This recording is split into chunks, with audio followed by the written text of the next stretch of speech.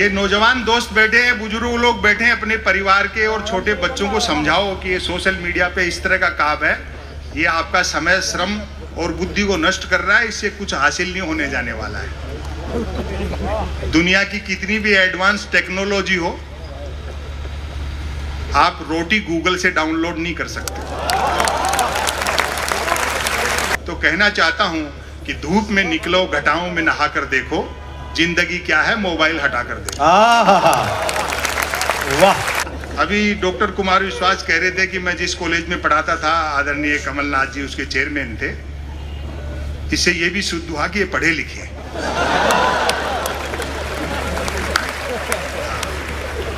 और मुझे अच्छा नहीं लगता जब विपक्ष के लोग एक आदमी को इतना टारगेट करते हैं। आपने प्रधानमंत्री जी की डिग्रियों पे सवाल उठाए, ये कोई अच्छी बात नहीं। भाई जब सैटेलाइट लॉन्च होकर के अपनी कक्षा में स्थापित हो गया, धरती के चक्कर काट रहा है, फिर क्यों डिजाइन पे बहस कर रहे हैं?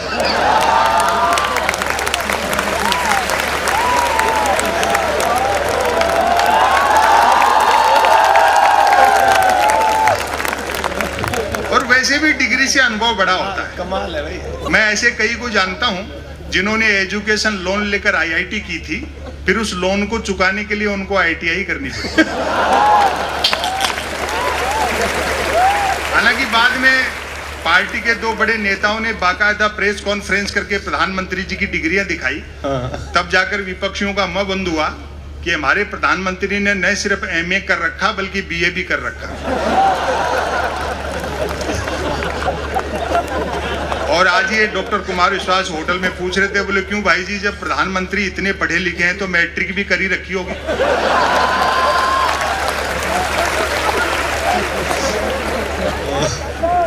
यही सब सटायर है। अभी महाराष्ट्र की भी चर्चा आई। दरअसल वो सेकंड की सुई जो है घड़ी की, वो मिनट वाली से आगे निकल रही थी। बारीक है, वाह। लेकिन उसको पता नहीं था कि सेकंड वाली पूरा चक्कर काटती है, तब मिनट वाली थोड़ी सीख सकती है। और ये पहला मौका है मंत्री महोदय महाराष्ट्र में जब चौकीदार का पाला थानेदार से पड़ा।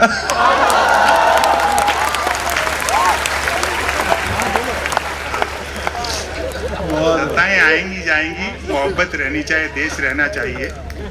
पाकिस्तान, चाइना, इन सब विषयों पे तो कर्नल साहब बोलेंगे, क्योंकि ये तो आमने सामने चेहरे से चेहरा मिला करके, आंखें से आंखें मिला करके लड़े हैं। मेरे लिए ये व्यंग के विषय नहीं है। भाई उस पाकिस्तान पर क्या लिखना, उसकी जितनी आबादी है उतने तो अपने 24 घंटे फ्री वाईफाई के चक्कर में 4G टावरों के नीचे बैठे रहते हैं। और चाइना से भी युद्ध हुआ तो इस बार आर पार की होगी, 62 वाला हिंदुस्तान नहीं है। हम जीतेंगे और उस खुशी में फिर चाइनीज पटाखे फोड़ेंगे। वातावरण में अजीब सा तनाव है। विकास का एजेंडा कह करके आए थे, कुर्सी मिलते एजेंडे के विकास में लग गए। और सवाल खड़े करो तो जूता निकालते। कई तो भक्त इतने गुस्से में रहते हैं कि जिसको पीटने दौड़ते हैं उससे आगे निकल जाते हैं।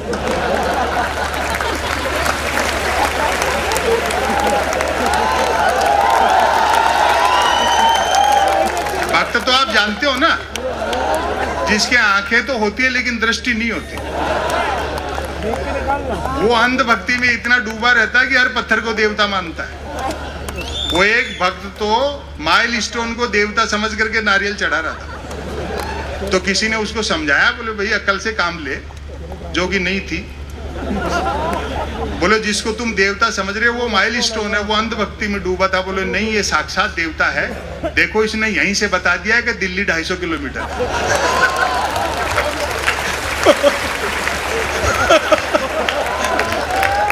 वाह, जिंदाबाद। क्या बात, क्या बात है।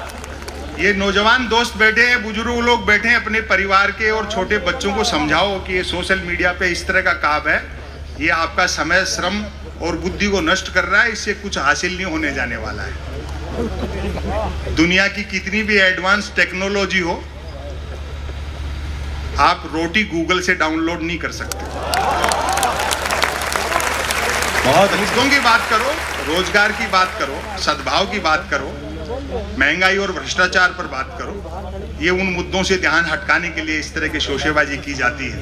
अभी जैसे धारा 370 का मसला था, मुझसे भी लोगों ने पूछा, ये मेरे व्यक्तिगत मत बता रहा हूँ। बोले जी 370 पर, मैंने कहा मूल्यांकन समय करता है, आज हम इस पर कुछ नहीं कह पाएंगे। बैंड तो हमारी शादी में भी बहुत जोरदार बजा था।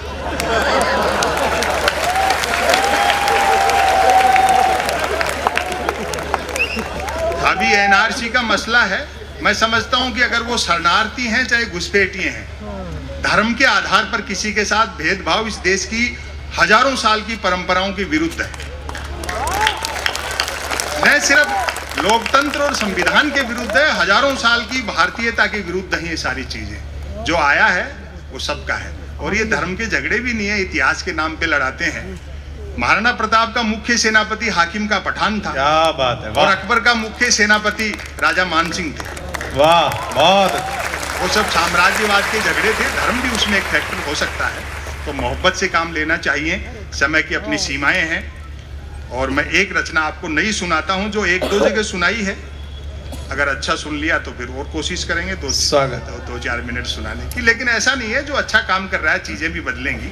जैसे आज मैं जयपुर से आया, 12 घंटे लगे, डॉक्टर कुमार विश्वास को फ्लाइट से आना पड़ा, उसमें भी 2.5-3 घंटे लगते हैं। ये चीजें हल हो जाएंगी जब बुलेट ट्रेन चल जाएगी।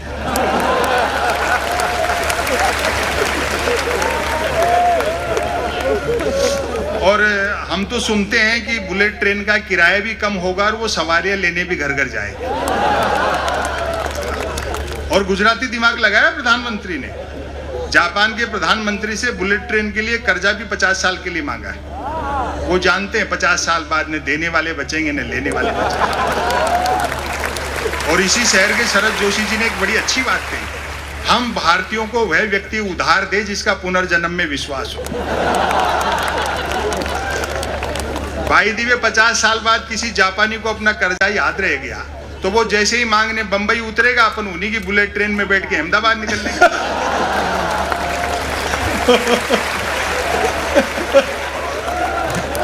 और अगले ने साफ कह दिया शिंजो आबे को कि भैया कोई सवारियां नहीं बिठानी है, ये चुनावी रेल है, इसलिए फटाफट चला, भले पटरी वटरी बाद में बिछाते रहना।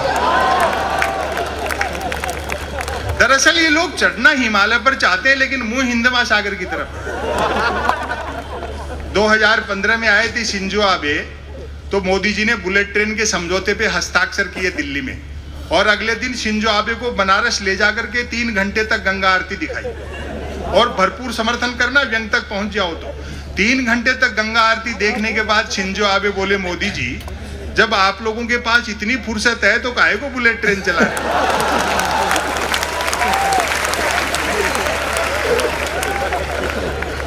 सोशल मीडिया ने भी ऊधम मचा रखा है। ऐसा नहीं लगता कि हम उसका इस्तेमाल कर रहे हैं, अब लगता है जैसे वो हमारा इस्तेमाल कर रहा है। निदा फाजली साहब की 2 पंक्तियां हैं, उनमें अगर शेर थोड़ा इधर उधर करूं तो कहना चाहता हूं कि धूप में निकलो, घटाओं में नहा कर देखो, जिंदगी क्या है मोबाइल हटा कर देखो। वाह। मैं बधाई देना चाहता हूं मध्य प्रदेश शासन को कि इस अवसर के बहाने आपने इतने लोगों को घरों से निकाला, वरना तो सब उसी में लगे रहते। घरों से निकलिए, प्रजातंत्र के जो मुख्य उद्देश्य हैं और जो मूल्य हैं उनको पहचानिए, अड्डेबाजी कीजिए, एक दूसरे से मिलिए, क्योंकि आदमी लैंग्वेज से सीखता है, उससे कहीं ज्यादा बॉडी लैंग्वेज से। बहुत अच्छा, बहुत। पता नहीं से सोशल मीडिया क्यों कहते हैं। हजारों किलोमीटर दूर बैठे आदमी तो हम चैटिंग से जुड़ना चाहते हैं, लेकिन बस ट्रेन फ्लाइट में सफर करते हैं तो कोशिश रहती है बराबर वाली सीट खाली। आए है, क्या बात है। यदि किसी ने कुछ एक अक्षरों तक की नेकी कर डाली हो तो उसको फेंकने के लिए ट्विटर से बेहतर दरिया नहीं है। जो कुछ नहीं कर सकता वह भी ट्वीट कर सकता है, और एक बार जो ट्वीट करने लगता है फिर वो कुछ नहीं कर सकता। मैं तो सोशल मीडिया का लोहा उस दिन मान गया जब एक सज्जन ने YouTube पर मेरे कवि सम्मेलन की एक एक क्लिप को साल में 100वीं बार सुना और नीचे गाली लिखी, लानत है संपत सरल को, नालायक ने साल भर से रचना तो छोड़ो कपड़े तक नहीं बने।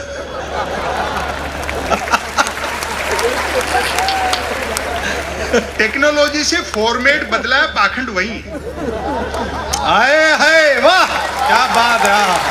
पहले देवी देवताओं के 16 पोस्ट कार्ड लिखते थे, आजकल देवी देवता का फोटो डाल करके 16 शेयर मांगते।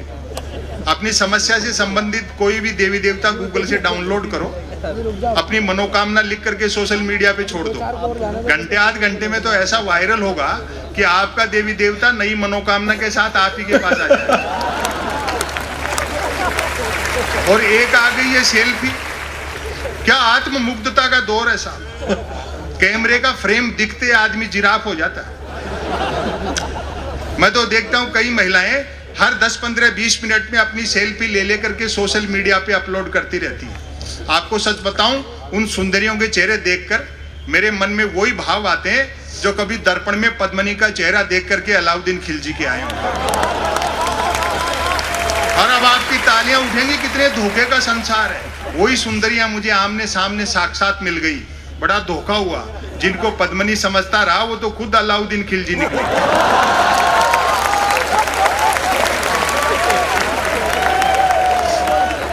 और कुछ नहीं करना, एक मेल अकाउंट खोलना है जो बैंक अकाउंट खोलने से भी आसान है। बैंक अकाउंट खोलने के लिए कुछ तो आधार चाहिए, मेल अकाउंट तो निराधार व्यक्ति भी खुलवा। बहुत अच्छा। बाकी 3 जरूरी चीजें हैं, एक है स्मार्टफोन, नॉन स्टॉप इंटरनेट और निठल्लापन। लेकिन सोशल मीडिया का फायदा भी है। एक तो आदमी घर बैठे आवारागर्दी कर सकता है, और सोशल मीडिया का सबसे बड़ा फायदा यह है जो अपने साथ ले जाना जीवन में बड़ा काम आएगा। बेरोजगारी पूरी तरह खत्म हो गई क्योंकि हर हाथ को काम मिल चुका है। बहुत अच्छे संपर्क। किताबें पढ़िए, शब्दों की तरफ लौटिए, बुजुर्गों का सानिध्य हासिल कर लिए। दुनिया की कोई भी टेक्नोलॉजी ऐसी नहीं है एडवांस, उजाला बनाया जा सकता है, धूप नहीं बनाई जा सकती। क्या बढ़िया बात है, बहुत अच्छी बात है। उजाला बनाया जाता है, धूप। एक रचना मैं आज इन कवियों की उपस्थिति में पहली बार सुना रहा हूं, तो आप अगर तालियां वालियां बजा के हिम्मत दे देंगे तो फिर मैं आगे भी सुनाऊंगा। और कुछ भी नहीं हो तो शीर्षक पे तो आप बजा ही देंगे। डॉक्टर कुमार विश्वास और राहत साहब को समर्पित है।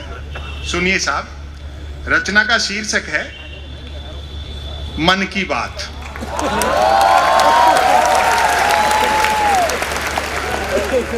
इसी शहर के शरद जोशी जी थे, वो प्रोज पढ़ते थे अंग्रेजी में, हिंदी में जिसको गद्य कहते हैं, उर्दू में नस्र कहते हैं। बाकी सब आपको कविताएं शायरी सुनाएंगे। मैं अकेला आदमी गद्य पढ़ता हूँ। शरद जी के शहर के लोग किसी शब्द को कैसे उठाते हैं, मैं आपकी मोहब्बत चाहता हूँ। सुनिए साहब, मन की बात। कोई कुछ भी बात करे, बात कुल 2 ही प्रकार की होती हैं, एक काम की बात और दूसरी मन की बात। यदि आप मेरी इस बात से सहमत नहीं हैं तो फिर आपकी अलग बात है। तालियां कमजोर थी। यूं तो बात काम की हो या मन की होती, दोनों बात ही हैं। अब आपकी फिर मोहब्बत मांगता हूं। यूं तो बात काम की हो या मन की होती, दोनों बात ही हैं, लेकिन दोनों में बेसिक डिफरेंस ये होता है कि काम की बात में मन नहीं होता और मन की बात में काम। असल में तो मन की बात की ही इसलिए जाती है ताकि काम की बात नहीं करनी पड़े। मन की बात कुछ कुछ वैसी ही होती है जैसे सदैव 2 व्हीलर चलाते रहने वाले के कभी कार हाथ लग जाए तो वह खाली सड़क पर भी हॉर्न बजाते हुए चलता है।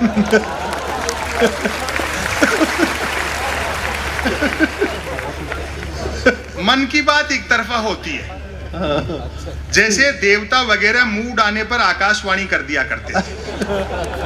अब फिर आपकी व्यंग पर नजर जाए। मन की बात एक प्रकार का मौखिक प्रसाद होती है जिसे पाने के लिए भक्तों को हाथों की बजाय कान फैलाने होते हैं। मन की बात के साथ विषय का लफड़ा नहीं होता। अच्छा, यानी मन की बात बिना विषय की होती है क्योंकि वह मन की बात होती है। यदि भूले भटके मन की बात विषयांतर होकर भटक कर किसी विषय पर आ भी जाए तो कोई माई का लाल अंत तक नहीं पकड़ सकता कि मन की बात आखिर हो किस विषय पर रही है। काम की बात अपने काम से काम रखती है, जबकि मन की बात का प्रचार करना पड़ता है कि फला तारीख को इतने बजकर इतने मिनट पर मन की बात होगी। पता लगते ही मन की बात को ही काम की बात मानने वाले उछल पड़ते हैं। वाह, मजा आ गया, फला तारीख को इतने बजकर इतने मिनट पर काम की बात होगी। काम की बात सुनी न जाए तो अच्छी खासी काम की बात भी मन की बात होकर रह जाती है, जबकि मन की बात को सुनने वाले मिल जाएं तो बात कोरी मन की बात होने के बावजूद बड़े काम की बात बन जाती है। अच्छा है, अच्छा है। अब ध्यान से सुनिए। हाँ, वैसे सुनने वाले न मिले तो मन की बात दीवारों से भी की जा सकती है, क्योंकि मन की बात करने वाले ने सुन रखा होता है कि दीवारों के भी कान होते हैं। अच्छा है, अच्छा है। क्या मुहावरा और है अब मैं जो व्यंग कह रहा हूं, एक भी हाथ खामोश न रहे, क्योंकि दीवारों भी कई कान होते हैं, बल्कि वह तो यह तक मानकर चलता है कि जिनके कान होते हैं वे दीवार ही होते हैं। अच्छा है। मन की बात अक्सर शुरू यहां से होती है। भाइयों और बहनों,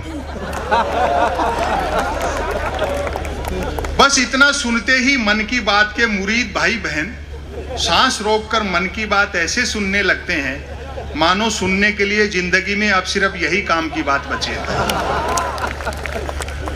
काम की बात करने से बचने की एकमात्र तरकीब है कि तुरंत मन की बात शुरू कर दी जाए। ये अलग बात है कि लगातार मन की बात करते रहने वाले से फिर लोग उम्मीद भी नहीं रखते कि वह जिंदगी में कभी कोई काम की बात भी करेगा। मन की बात अक्सर ज्ञान सिखाने जैसी होती है। समापन की ओर बढ़ता हूं। हाँ, मन की बात अक्सर ज्ञान सिखाने जैसी होती है, जैसे रतन नल पर चल, रतन झटपट चल, रतन झटपट नल पर चल। ऐसी मजेदार मन की बात का नतीजा भी मजेदार निकलता है। सुनने वाले प्रेरित हो, खुद को रतन मानकर उठते हैं, मटका बाल्टी उठाते हैं और न सिर्फ नल की ओर चलते हैं बल्कि नल की ओर झटपट चलते हैं। और अब आपकी तालियां उठेंगी, मेरा दावा है आप रोक नहीं पाओगे। तुरंत नल की ओर चलते हैं बल्कि नल की ओर झटपट चलते हैं। वहां पहुंचकर माथा पीटते हैं कि हाय, नल से तो पानी नहीं हवा निकल रही है, अर्थात नल तो कमबख्त खुद मन की बात कर रहा है।